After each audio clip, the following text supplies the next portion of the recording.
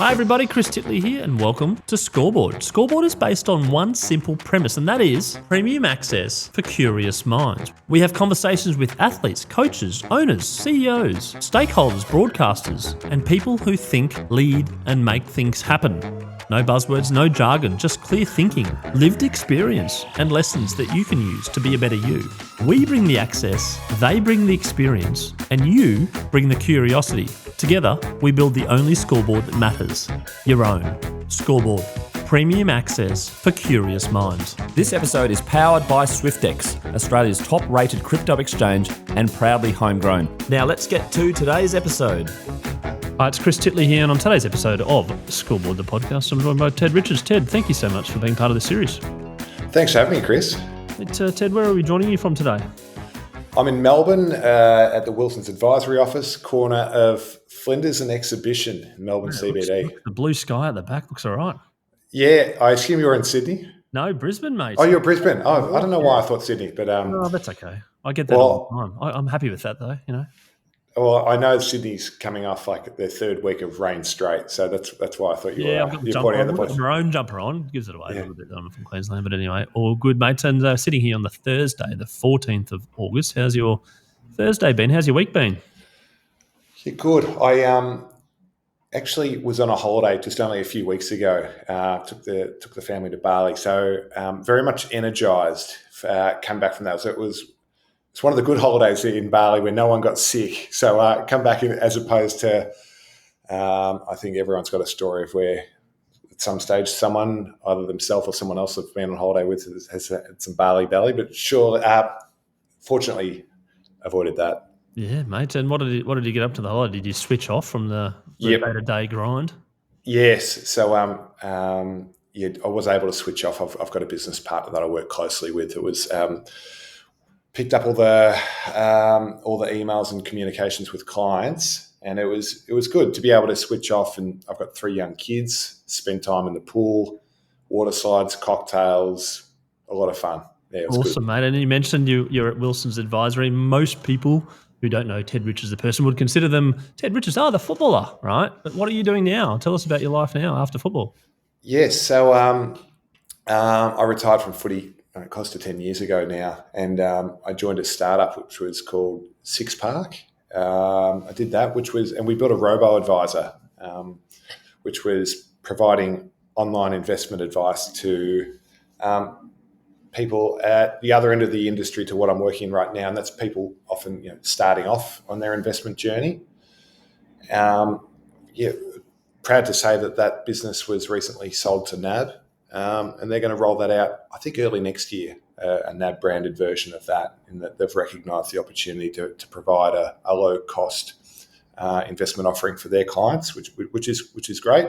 But what I do right now is I'm working with high net worth families and family offices and for purpose organisations, providing sophisticated investment and financial advice. And Chris, I'm as much as I love my time in footy, I'm very lucky to say I love what I'm doing right now. So I get to work with clients and help them achieve their goals and objectives, and I love what I do. I'm very lucky. Just touching on that in terms of your relationship with footy, do you want to talk about that and how that's changed over time? Yeah, sure. So, Chris, I grew up in Melbourne. A boy in Melbourne. A fair chance I'm going to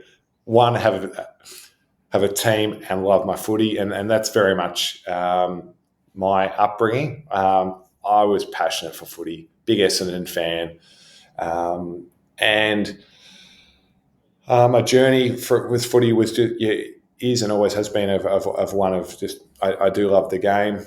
Fortunate enough to get drafted to the team that I went for, which is a dream come true. Yeah, apart from it is very rare.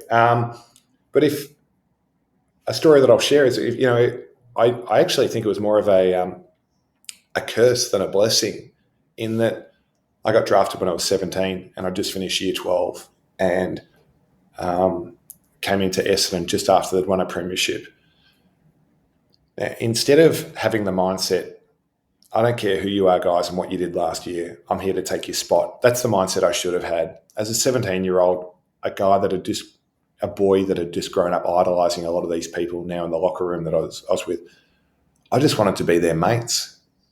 And in a competitive, ruthless industry, that's the wrong approach. It took me a couple of years to get my head around the fact that I don't care who you are, James Hird, Matthew Lloyd, Scott Lucas. I'm going to take your spot. But so there were some ups and downs at Essendon. I'm not sure how much you want to go into details, but fast forward to where I am now. No longer a professional footballer. I'm just a fan. I love the game. I'll take my kids to games. I coach my son's under-10s team, and very much like my footy, but at the same time, my world doesn't revolve around it anymore. Yeah, no, awesome. That's a good way to describe it. And taking your kids and loving the game, I think it's a good, healthy thing that from a past player to do that and to continue to be a fan. Who's your team now? So I played for two teams, Essendon, 5 years at Essendon and 11 at the Swans. Yep. I have moved across to the Swans for many reasons. One is I had 11 years there, but secondly, I did achieve a lot of success at the Swans in that we played in 3 grand finals and I won one of those.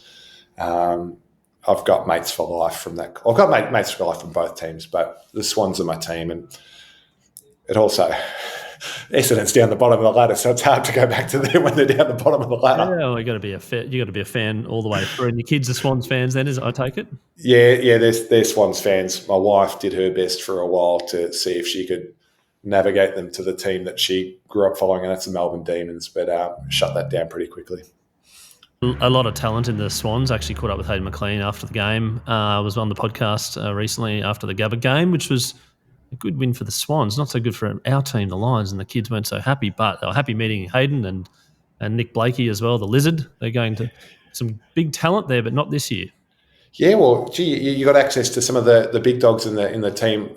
Both of those guys, early 20s, I think. So yeah. The future's looking bright for the Swans if they can continue to retain those players. Hopefully, what we're seeing this year is it's just a down year, and we'll be back next year. But Collingwood last year as well. Yeah. Like my kids, they love Isaac Heaney, they love Tom Papley, and I feel like a pretty cool dad if I can give them access to those kids. Yeah, no, absolutely. Now, just on that 17-year-old, sort of, quote unquote fanboy when you were playing, a little bit of, I think you mentioned in previous sort of podcasts, the hard edge, or as I call it, inner mongrel. When did that sort of come about? Like later on, was it the move to Sydney, or was it during that Essendon time where you're like, I don't care who you are, I'm going to beat you and I'm going to take your spot?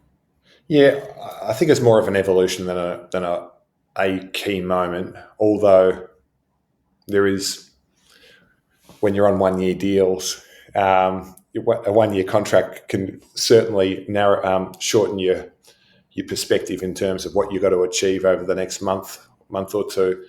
So I think it was a bit of maturity, a bit of experience, and a bit of seeing others fail and learning from that. Because, as a 17 or 18-year-old coming into a new footy team, often, getting a nice little salary, some players go down the path of going, oh, how good's this? Let's go and, party on the weekends, and they're not making the sacrifices. And before they know it, they're out of the system and they're done. Saw a lot of those people, and it was certainly, well, no, I really do want to make a career of this, and I'm going to take your spot. And in terms of positions, you changed around a little bit from the start of your career to where you were. How did that come about, and refining your trade, I suppose, and doubling down on your skill set? When did that all come about, and was there some influence there? Yeah, you're right, Chris. So it's actually quite rare for defenders to get drafted. Normally, if you are the best player in a team, you're either going to be played up forward or in the midfield. So it is relatively common for a tall forward to get drafted as a forward and then get developed into a backman, and that's kind of what happened with me. So I got drafted to Essendon, arguably the greatest team of all time for what they achieved in 2000, and that I think they only lost one game. That was by a point. just to expand on that a bit more, they really should have created the dynasty. To be fair, I think that team did underachieve for what they could have. And I just couldn't crack my way into that forward line with some of the likes of Matthew Lloyd, James Hird, and Scott Lucas. So I played my best football down back, and that's where my career took off. How did you go with feedback at a young age? Were you one of those types of people that went, no, I'm in the team, mate, I'm pretty good? Or did you listen? Were you patient? And in terms of being hard on yourself, how did you go with that? Yeah, once again, I think that's a life skill, that in how to handle feedback that took some time. I think I was pretty good, but when you're getting feedback every week, which a high competitive environment, high performance environment like AFL provides, it's very easy to get super hard and too hard on yourself. I think it was probably at the Swans where I started to develop that skill in giving feedback, in having a level of perspective on the feedback. And what I mean by perspective is, if someone gives you room for improvements, negatives, feedback, that type of feedback, you can really frame that as, someone's completely on top of me. He's one more thing that I'm making a mistake, or you can shift and frame that as like a gift. And here is an opportunity that I can use to get to the next level. So I did really try and reframe a lot of the feedback that was given me as more of a gift than a burden, and that's helped. And to be honest, Chris, that's a life skill that I still apply to this day. We're all still getting your feedback, whether it's from my wife, my kids, or whoever. I do try my best to think of it as a gift rather than a burden. Yeah, it's a great point. And in a previous podcast, there was the CEO of the Jack Jumpers, Christine Finnegan, who said to me that feedback is a gift. And it was sort of like, that's an interesting way of looking at it, changing your mindset around from someone like, hey, Chris, you asked too many questions or something. I'll be like, no, I don't. You're like, oh, actually, maybe I do. Thank you for that. Thank you for caring, I suppose. And thank you for sort of participating. But then also there's the flip side, which I've seen some athletes recently getting like horrible feedback from direct messages on social media about losing a bet or something, Like, I think that's a big issue. Probably something that was around in your days in terms of feedback, probably verbal more than social media. But how did you deal with the downtimes or the bad game where maybe you got booed or maybe you dropped a mark and people went, ugh? Yeah. I think that's part of pressure that comes through with being a professional athlete. And I had my ups and downs in trying to, as a 17, 18-year-old, and trying to navigate how I would handle that pressure. There is a line that I remember that really did help me frame and maybe reposition some of that pressure. And often these life skills or lessons that would come to me over the course of my footy career came from other sports or other industries. Anyway, the example that I want to share is, I was watching the Australian Open final, 20 years ago. Maria Sharapova won it that year. And in her thank you speech, she called out Billie Jean King. And she said, the night before, last night before we played, Billie Jean King sent me a text, and it said, pressure is a privilege, champions take chances. And thinking about that. It, pretty good, isn't it? It struck a chord with me, because I was like, here I was thinking, from time to time, thinking about pressure as a burden. But if you reframe it, that it's a privilege, I play in the backline. My job is to shut down most weeks some of the opposition's best forwards. Yeah, that comes with pressure, but it's also a privilege. I'm the one that is given that responsibility. And I used to really reposition my thinking around that as, how good's this? I'm the one that's trusted with this opportunity. I'm gonna go out there and I'm gonna do it for the team.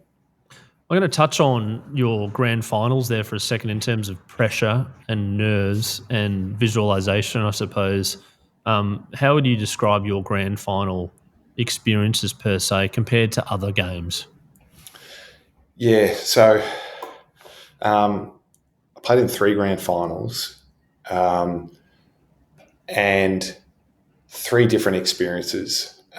2006 was my first one. We lost by a point. I was 22. I was very much, I was not the star of the team or anything like that, but I was really proud of myself with the effort that I put in for the team. But I did struggle with the fact that of losing by so close, and I had to kind of make sense. Is this the only opportunity that I'll ever play in a grand final? And we lost by a point. So it took me a couple of years. So I did think, well, if that's all I ever get, that's so be it. And but the reality is, I got 2 more opportunities. One was in 2012, and I might provide a bit more of expand on 2012 for a bit, because in the week before, I was running back to try and take a mark, and I got an elbow in the back of the head from which knocked me out in midair. And as I fell, obviously I was knocked out. I fell on a weird angle, so I stuffed up the syndesmosis at the bottom of my ankle. Now, fortunately, the concussion wasn't too bad, but the reality is the damage to the syndesmosis was very bad. Normally, I'd probably have at least 6 or 7 weeks out, but at that stage, I was a very important player for the team, and we were playing Hawthorn in the grand final.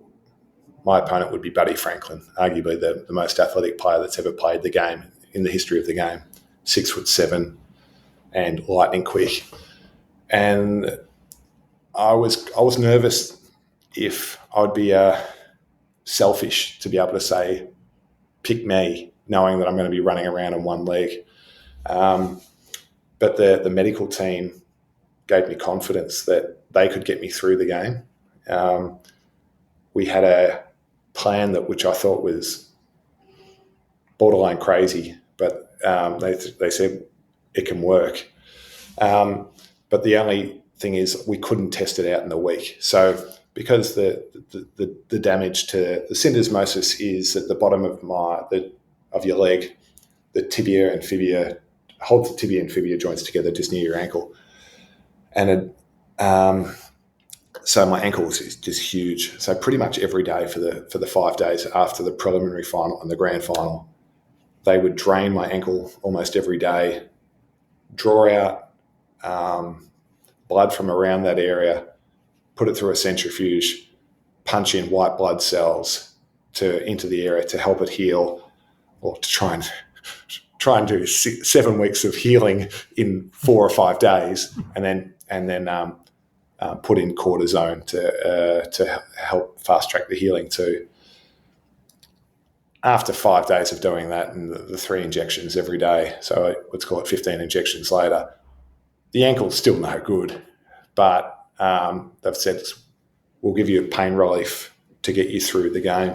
And I said, well, how long does a local anaesthetic last? And they said, well, it'll last about 20 minutes. And Chris, you might be aware that a quarter goes for 25, 30 minutes. So I said, well, what are we going to do after the 20 minutes? And they said, well, it'll be quarter time. Just run down. We'll take off your tape and we'll do it again.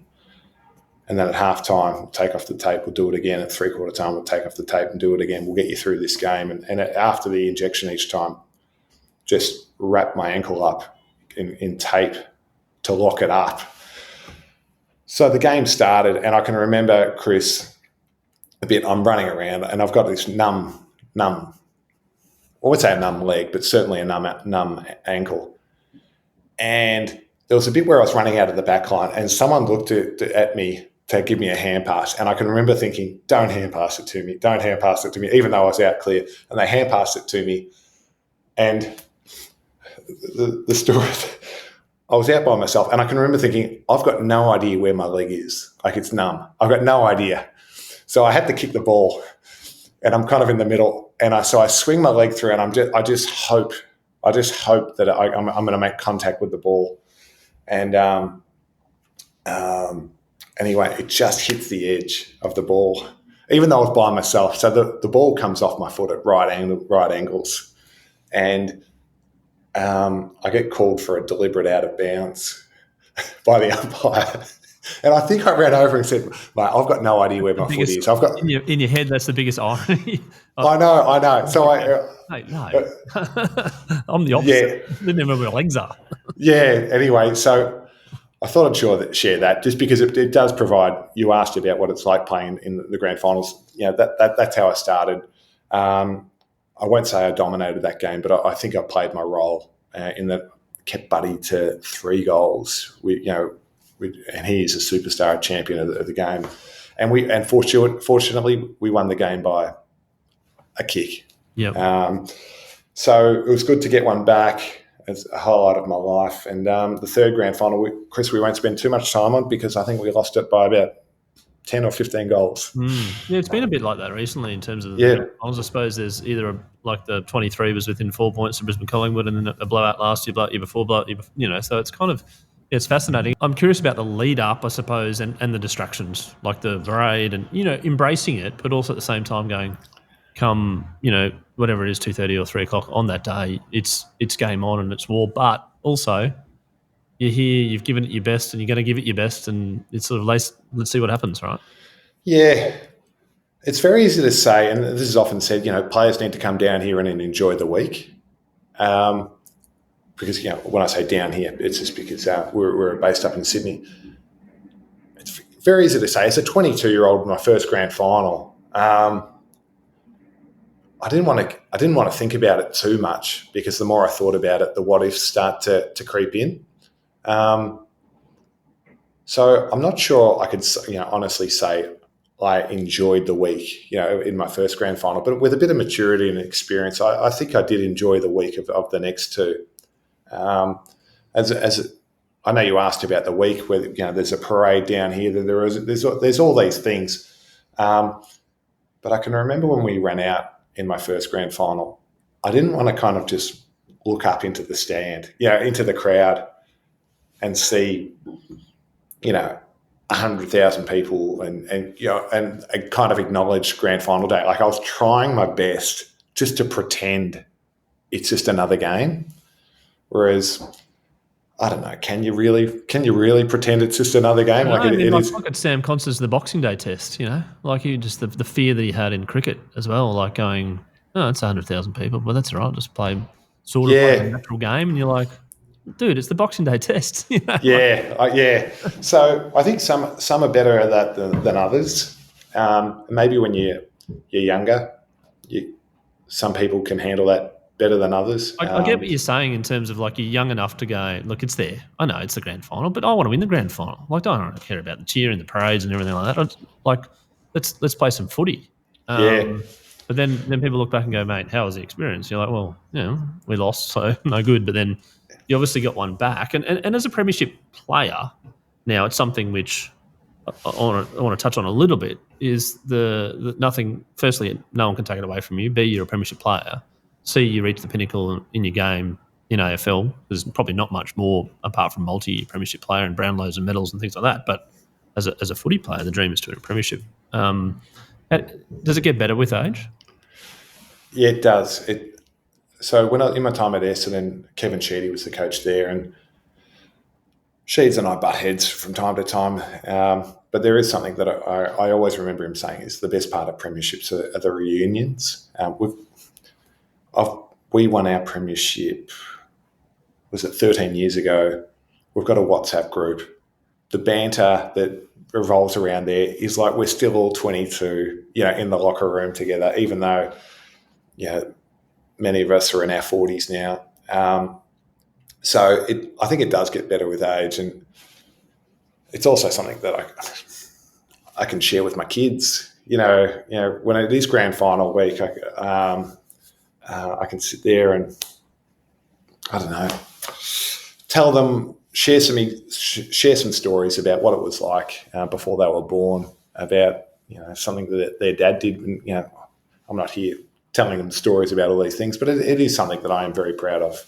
As you should be, mate. And then towards the end of the career, the investing side, the market side of things, was that always in the back of your head in terms of footy's not going to last forever? To be honest, often it was in the front of my head. What motivated me throughout my career, and I think this is normally pretty similar with many athletes, is fear of failure.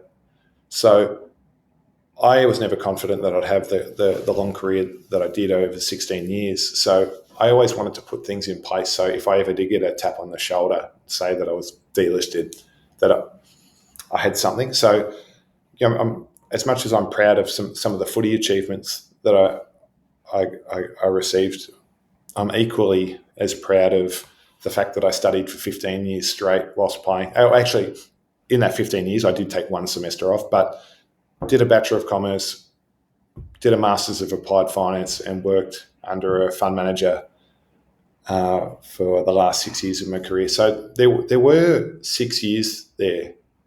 Sorry, 5 years. There was 5 where I was both a full-time footballer.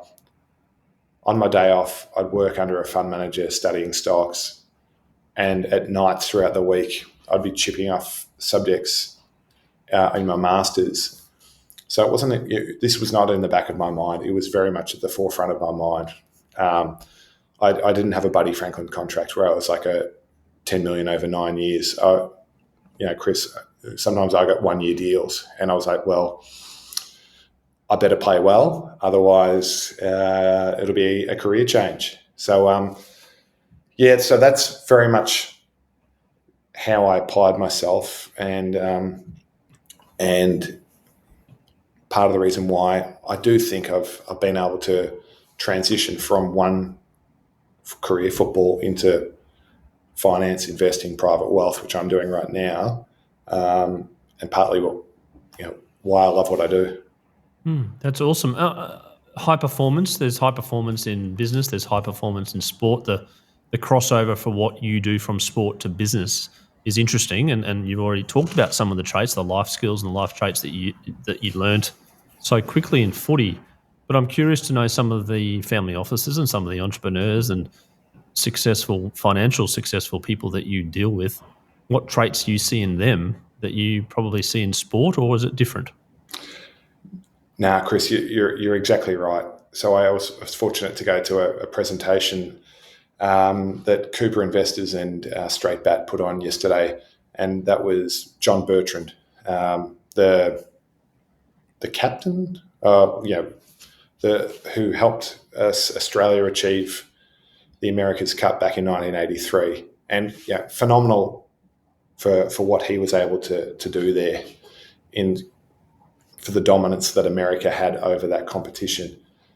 But to kind of quickly summarise the ingredients there is having this goal, this focused mindset, and being unwavering through the process of going after that, and a real discipline around that. Well, they're the life skills that I used to achieve in my football career, and they're exactly the same traits of life skills that I see with successful people in completely different industries. So just to kind of summarise, a real discipline, a level of resilience because the road isn't smooth, and the other trait which I just see everywhere is this competitiveness. I much to my wife's frustration, I am an incredibly competitive person. It helped me have the career that I did with football, and I get incredibly competitive with what I'm doing right now, whether it's returns or quality of service or, and working with clients. But Chris, there is a flip side to that coin, which frustrates my wife, and that is, I get competitive about things that I shouldn't get competitive with. There you go. So, and the area that frustrates my wife the most is inside an airport, particularly when there's multiple queues. Mm-hmm. If I pick the wrong queue, I am furious with myself that I lost. So, so drive-ins? Drive-ins? Yep. What do you mean by that? So maybe you're taking your kids through Macca's, maybe. I don't know. Oh, yes. And you're like, geez, there's 2 cars there and 1 car there. What do I do? And you get stuck because they take a 7-piece order. Yeah, I'm doing the calculations, and I'm furious if I'll lose. I will frame that as I lost. Now, Chris, don't get me wrong.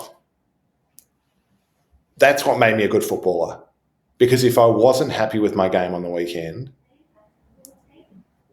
I would push myself so hard throughout the week to be better, to solve those problems. So, unfortunately, for some footballers, that inability to switch that off from time to time is where I think mental health can be tested, and poor mental health can come in because of this constant fear of this constant never good enough, this constant need to improve. They can't shut that off, and they might turn to illicit substances. They might turn to gambling. So, whilst it can be a strength, I think I am aware that can be a negative too. Just touching on that, it's an interesting topic, but sports people are getting paid more than they used to get paid. The broadcast rights are bigger, the Instagram following's bigger, etc. The lifestyle creeps bigger. Is there a problem? Have you seen some problems where people are making really good money and then all of a sudden they're not, and there's like a what do I do now? I think that's a story that's probably gone on with humans. It's how we've evolved. That's not limited to the last. But is there better in terms of the solution then? No, I don't. I'd love to say yes, but there'll always be someone that puts an emphasis on instant gratification over delaying it. There'll always be others that, how our brains have evolved is to chase the next sugar hit. But I'm hoping that whether it's a professional athlete or it's a high net worth or a family office, whatever it is, there can be some guardrails in place to ensure that people are putting aside money, they're not taking on too much risk, they're aware that they have some guardrails in place just to ensure that their wealth can endure. Education as well, I would have thought. Yeah, exactly. So, part of what I speak about with clients is the rational side investing. Chris, at the time of recording, it's reporting season in the US and Australia, and there's a lot of what's going on with price to earnings valuations, what's going on with forecasts and expectations. But that's only part of it. A lot of the time, it's the behavioural side. How do people act when they do come into money? How can they avoid that lifestyle creep decision? I'm curious on 2 things there. Firstly, I'm going to go back to the competitive thing. Just on the competitiveness versus winning, the competitiveness versus your skill set and your performance versus the team, how does that balance? Like, you can be competitive. Is it competitive just for winning, or is it competitive against yourself to be a better person and then see what happens at the result, the scoreboard? Yeah. There's so many things that will be competitive in the athlete of a mind. The athlete of a mind, the mind of an athlete. Yep. That will be everything from, am I getting selected or not? And a competition around selection. There will also be competitiveness and around beating your opponent that weekend, and whether you did, and also whether you did or you didn't the week before. Pressure to win as a team, pressure to make finals, and then the big one, which people don't speak about as much, is pressure to get another contract. So some of these pressures, and competitive things bounce around people's minds are a team dilemma, and some are an individual. That's just part of playing team sport, is marrying up these two goals of what's good for the team and what's good for the individual, and trying to align both of those to that an individual can assist and help the team. And the other question on the back of that is in regards to the feedback that you got week to week. It was the win-loss, you played well, you didn't play well, etc., watching the video, watching the stats, constantly through your career as a footy player. But, talk about equities and long-term investing, it's not week to week. Like, you're going to have a week where the market's pretty flat. You're going to have years where it's flat or it creeps up or it creeps down, etc. And then you're going to have this bang up or bang down where you're like, well, now I'm into play. How do you deal with that? Like, the change of lifestyle in terms of week by week by week by week to now going 3, 5 year, 10-year view in the market. Yeah, Chris, you're exactly right. Just to expand on a sporting analogy, if a team down the bottom of the ladder beats a team at the top of the ladder, a lot of what they've done over the prior 6 months of the season is forgotten about. They're put on a pedestal, and you're exactly right, Chris. What I'm speaking about with clients is harnessing the power of compound returns, and you don't harness that power over week to week. It's multi-decades. So there is a bit of a shift. Ultimately, this comes back to a life skill that I learned is process. What does my process look like day to day and week to week? And what am I working towards? With football, you're trying to balance up having a process that works towards, making you a better footballer, preparing you for the weekend. You don't want to have a process that is completely focused solely on on 1 week. So, how I'm thinking about my role in this career is very much on a process and the relationships that I build and the quality of offering that I provide clients over the long term, rather than any transactional short-term approach. And do you feel that you probably got to steady ahead when there's some macro events or something, maybe the Trump tariff or even the COVID bang, etc., in the markets, where you're like, I felt that I've been at the MCG at the grand final, I'm under pressure. I know this is where I stand up. Yeah. So, expand on the sporting analogy. There'll be times when the opposition gets momentum and they might kick multiple goals in a row. But if you're still playing well, you reposition and go, oh, they've got momentum, but we stay focused in on what makes us a good footballer or a good team. And equally with markets, there'll be times when there's volatility, a correction, or God forbid, a crash. But the reality is that happens. In the conversations, I'm normally stripping that back to the goals and objectives. And more often than not, the strategy that we've put in place, whether it's 6 months, 12 months, many years ago, however long, the strategy is still on track for them to achieve their goals and objectives, whether that's a very lucky retirement at the age of 65, or being able to transfer wealth over to their children, whether it's related to bank of mum and dad, or it's their mortgage paid off. There's all different goals and objectives, and they're what I try and strip those back to, rather than to say CBA was down 10% yesterday, and we're not sure what it's going to do today. Like that's just a bit of noise. $10.25 billion of profit after tax. I think it was a record profit. I'm keeping one eye on the markets now. And you would have seen a sports fanatic, a professional sport type performer, etc. Seen a lot of sporting events in your time. I'm curious to know what your all-time favourite sporting moment is that doesn't include grand final wins. Maybe even doesn't include you. Yeah, okay, all right. One that doesn't include me. So I moved up to Sydney in October of 2005. And I didn't know anyone. and I was putting applications in for uni at Sydney Uni and the University of New South Wales. And I got chatting with someone at Sydney Uni, and he said, "Oh, Ted, I've got a spare ticket to the Socceroos qualifier tonight. I've been waiting for this moment. That's my mind. Keep any going. interest in going along?" I said, "Oh, yeah, I'm happy to go with you." And he said, "Oh, that's the only thing. It's one seat by itself. I don't know anyone there." Like, he goes, "It's just one seat." And I was like, "I don't know anyone in Sydney. I moved here 2 weeks ago.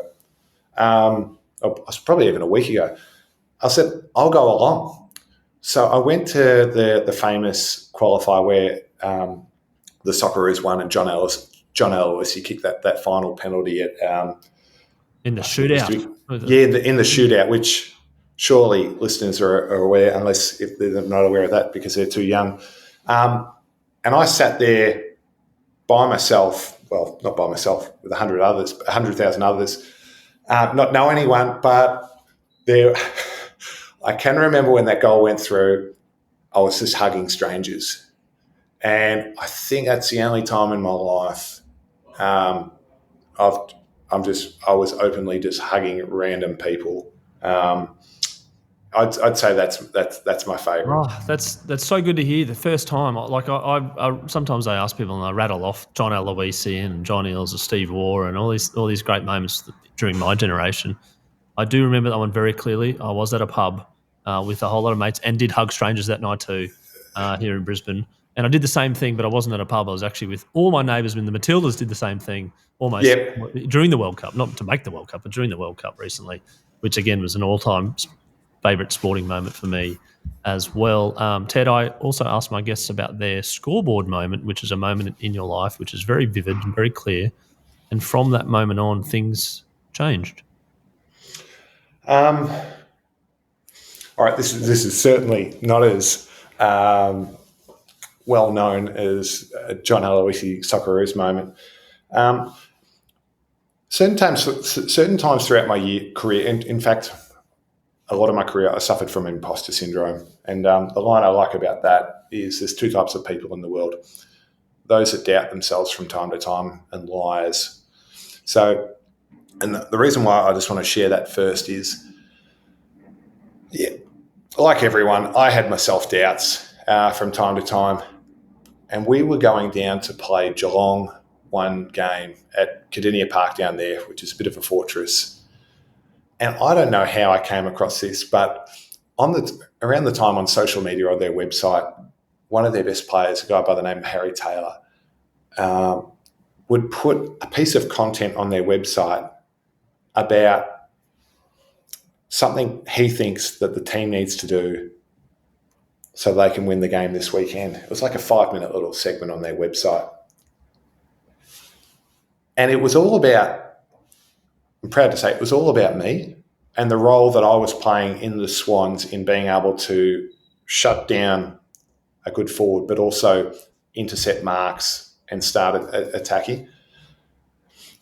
And not that the reason why I'm sharing this is, I think you called this scoreboard moment, is it really made me like this feedback from this opponent couldn't have been clearer in terms of I'm a good player. It was the best possible way I could have heard from someone who I respected so much. I am a good player. So I just thought I'd share that story as a scoreboard moment, because when I heard that, I'd go back to that from time to time and go, no, I am a good player. Teams worry about me. I'm going to go out there and dominate on the weekend. And so apologies, it's not a Socceroos World Cup qualifier story, but it certainly was a line in the sand moment for my mindset. No, it's deep. It's deeply personal, and I like that because it's very relevant to what I do. And I was chatting to someone in their mid-40s, a good friend of mine recently about it, and he's a very good public speaker. And I said to him, mate, you're very good. He goes, oh, am I? And I said, well, yeah, you are. I enjoyed it, and it was like you're getting good feedback from people. And he said, yeah, it's actually kind of cool to speak in front of lots of people, and and the dopamine hits quite strong. But I never really thought I was any good at it. I'm sort of just doing it as a bit of a job. But then he said to me more recently about flipping it. He's like, mate, I'm loving this now, and I think I'm pretty good at it. I'm like, yeah, but this is a person who's in their mid 40s that's been speaking all their life, basically, only really discovering now that they're reasonably okay at it and enjoying it. So it's imposter syndrome, but it's real. Like, we all, I think, Chris, yeah. I totally agree. I know, listeners, many may have read the fantastic book Open by Andre Agassi. It was one of my favourite books I've ever read. And the story that I just want to share relevant to this conversation is how Andre Agassi, is the number one tennis player in the world, often 3 to 4 hours before a game, the what ifs were consuming him, and he'd always have the view, I'm going to lose. So he had to go through this process an hour or two before the game, which often entailed, him looking at himself in the mirror and shaving his head, and him telling himself, this mantra over and over. And it would take time as the number one player in the world to shift this imposter syndrome into a place where he could confidently walk onto a Senate court and go, I'm going to beat my opponent today. And feel like, oh yeah, I'm okay. I'm pretty good. Like, mate, you're the best in the world. Yeah. It affects everyone. Yeah, no, I agree. Now, we have a sponsor here at Scoreboard. It's Swyftx. They're a Brisbane-based cryptocurrency platform, proudly homegrown. And then as part of their sponsorship, we do a little segment called the Bucket List, part of their new campaign, Where Can Crypto Take You? And the purpose is to ask you about your sporting bucket list event that you've never attended, Ted, you would love to attend. I'm curious to know what that is. I'm pretty confident this will be the first time you've ever heard this response. As opposed to saying a World Cup or an Olympics, my favourite soccer team is Borussia Dortmund in the German Bundesliga. Yes, this is the first time. The part of the reason why I love that team is their fans. There is their stadium and their fans. So they have this stadium I think it's called Signal Park, and at one end of the stadium is it's called the Yellow Wall. And now, as much as I love the Sydney Swans equally best fans in the world are the Borussia Dortmund fans, and particularly the most passionate are the fans that sit in the Yellow Wall. I would love to take my family to Dortmund, and so we can all experience being a part of the Yellow Wall in a Champions League game. I've shared that with my wife. She rolled her eyes. She said, there's no way I'm going. But certainly my sons will be joining me, and hopefully my daughter too. Wow. Curious mind. Why Borussia Dortmund? Yeah, it's as a sporting spectacle, like the fans are just how passionate they are. They were what got me into it. So we've got Oasis traveling the world right now, and I've bought tickets to that. Don't get me wrong. I'm so excited to see Oasis play. But part of what I'm excited about is to be at Marvel Stadium with 80,000 others in this huge rock and roll party. Is exciting me too. And the reason why I use that analogy is because it's not just about the game of football. It's about being a part of this fantastic atmosphere, and that's. I don't think there's a more passionate fan base that I've seen compared to the Borussia Dortmund fans of the Yellow Wall. Mate, that is a first. You've nailed the first. There's always a first for everything, and you're the first for that. So, where can crypto take you? Take you to Germany. But yes, of the most not a betting man, but geez, that would have been $1 million to one shot to get that one. I think VP a few times. We've had the Masters a couple of times, the Super Bowl a few times, a couple of Olympics. But there you go. That's the first. Yeah, I'm pretty sure they've got the highest average attendance of any sporting team in the world. I think they beat Real Madrid. They certainly beat any English team. Yep. So that, just to qualify, yes, you might not have heard them before, but yeah, it's 85,000 full stadium every week. Yeah, that kind of reminds me of some of those college football games in the USA. Yeah. So that'd be on the bucket list too. But I don't know. There's something about the Champions League, with a bit of the prestige of that. Exactly. Yeah, not just any old league, but the best of the leagues, all in Europe. Ted, I've got one final question for you. You are a parent. You mentioned you've got 3 kids. I'm curious to know around your views in kids sport and your kids playing sport potentially in the future. And as a parent and parental behaviour around kids when they're playing sport, what's some advice that you can give? Chris, I certainly don't think of myself as any model parent. I'm just a parent that's trying to do my best. But we all are. So my kids play quite a few different sports, one of which is soccer. And where my kids play soccer, parents have got to rotate. If under 10's got to rotate who the referee is. I can't get over when it's my turn to referee the shit that I hear from parents commenting, providing feedback. Now, don't get me wrong. I remember 15, 20 minutes ago, we were talking about the need to be resilient and take feedback on, but the lack of respect that is shown by what is often very smart parents with an inability just to show a level of respect to someone, to a volunteer, to a young kid, it is disgusting. So an ask of your listeners is not just to be polite if there is someone refereeing your sons, because more often than not, they're a 14 or a 15-year-old that's doing it for $10 or something like that. But to go out of your way to thank them, because it's very sad to see the amount of umpires that don't even last 1 year because of things that have been said to them. And it is sad, and part of it, I think it's a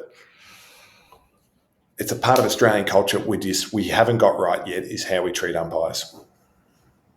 100%. And I've done some shows on that, and I'm definitely not a martyr and definitely not a perfect parent, but there's processes and systems and things that you can do. As an example, there was a game, one of my kids' games playing AFL, and then after the game, the kid was at the canteen with his mum, and I just said politely, I said, "Oh, excuse me, were you the umpire of that game over there?" And he looked like a very kind of like a ghost, going, "What's he going to say to me?" Yeah. And the mum turned quickly to me, and I just said, "Oh, you did very well out there. It was a great game of footy. Well done." And then he went, You'd never heard of that before? And I was like, that's in its own right sad that maybe. And I did it in the softly voice and didn't want to be. Didn't want to be like you don't want to be the person that's hey, that guy's bailing up the umpire. No. It's the opposite. Thank you. Because if you say thank you and they get the money and they're happy, they're like, I'll do this again. This was fun. Yeah. Because they're a kid, and it's someone mentioned in a previous podcast, it's child abuse if you're yelling at a 14-year-old. Where else do you do that, right? So, or a 15-year-old. So it's got to stop. And I'm not here to preach, but it is a disgusting behaviour, as you mentioned. And the more we talk about it, I think the more over time things can change a little bit. Totally agree, Chris. Ted Richards, thank you so much for being on Scoreboard, the podcast today, and sharing your life journey from pre-footy, footy, post-footy to where you are now in the position of managing money and relationship building with high net worths and sophisticated investors. I really do appreciate your time. Wish you all the best in the coming reporting season and beyond in terms of long-term investing and the relationships you have with your clients and your kids' sport. And looking forward to following your progress. Thanks for the conversation, Chris. Enjoyed it.